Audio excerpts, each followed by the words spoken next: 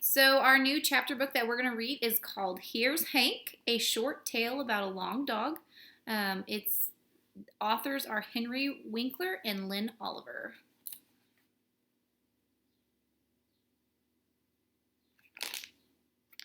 All right, here's chapter 1. Hank, I can see tiny bits of tuna fish swimming around on your tongue, my sister Emily said. Then don't look, I told her. Just listen. My mouth is full of words that are trying to come out. Well, the tuna fish is coming out with them, and it's gross. I put down my fork. Actually, I was looking for an excuse to put it down anyway. My mom had whipped up another one of her healthy dinners, which looked and tasted like a science experiment. If you ask me, tuna fish and blueberries do not belong together on the same plate. Besides, I don't care what you have to say, Emily went on. Catherine was here first, and that's that. As she spoke, I noticed that her tongue didn't look so great either.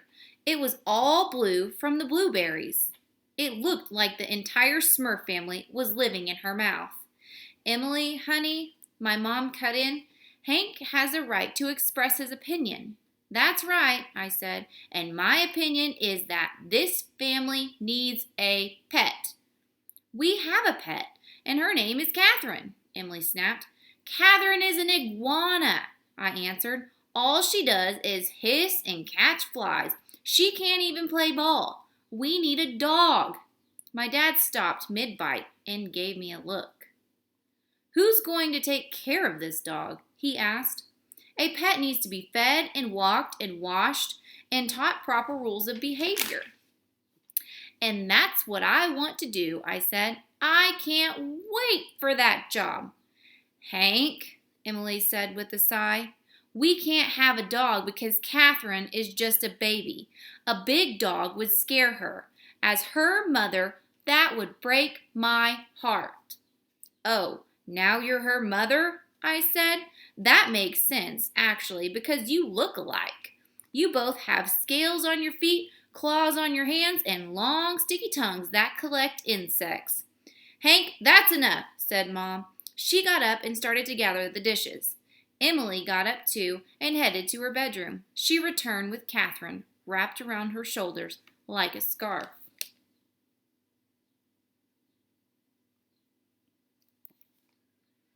You're not bringing that lizard to the table, are you? I complained.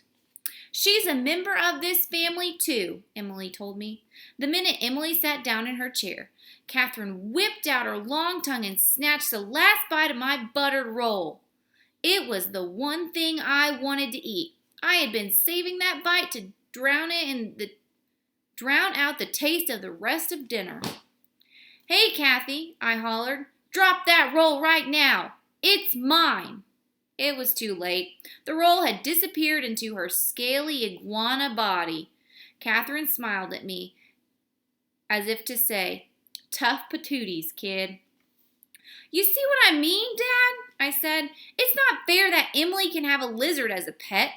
She and her roll stealer hang out in her room after dinner. But what about me? I'm all alone in my room with nothing to do. Actually, Hank, my dad said, I was thinking we could do some spelling flashcards after dinner.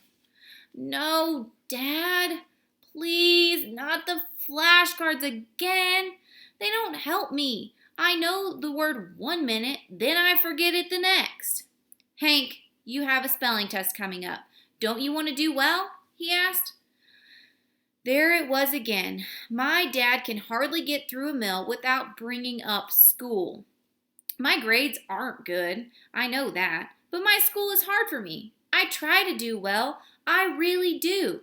Everyone, especially my dad, thinks I don't try hard enough. They say I'm funny and a good talker, so there's no reason I shouldn't have better grades. I can't explain it either, but no matter how hard I try, my report card never improves. Let's make a deal, Dad, I suggested. I'll do the flashcards, I'll try my hardest, and if I get a good grade on my test, you take me to the animal shelter. Great idea, Emily said. And be sure to leave him there. I think we should listen to Hank, my mom said. A child needs a goal, and getting a dog is a good one. I just want to know who's going to clean up the poop, my dad said.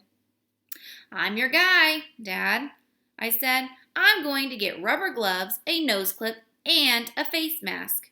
My dad was already up and heading for the desk drawer where he keeps the flashcards. It's my least favorite drawer in the house. So, here's the agreement, Hank, he said as he pulled out the box of Dr. Smarty Pants Fun with Spelling cards. If I see improvements in all of your grades, we will make a trip to the animal shelter. Wait a minute, Dad. I thought we were just talking about my spelling test. No, Hank, that's not enough. I need to see improvement in all your grades. Even math? I asked. Absolutely math. Reading too? Now my dad was getting irritated. Every subject, he said. After dinner, my dad and I sat on the couch and opened the box of flashcards. Wouldn't you know it, the very first word in the very first card was impossible to spell. It was friend. How was I supposed to know that I came before E? I didn't even know there was an I in the word in the first place. I messed up the next 3 words too. Okay, the next 10 words. How was I going to get a dog if I couldn't even remember how to spell such easy words? I didn't have an answer to that, so I did what I always do when I have a problem to solve. I made a list. Also, I forgot to show you this picture of the iguana snatching the roll. All right, so that is it for chapter 1.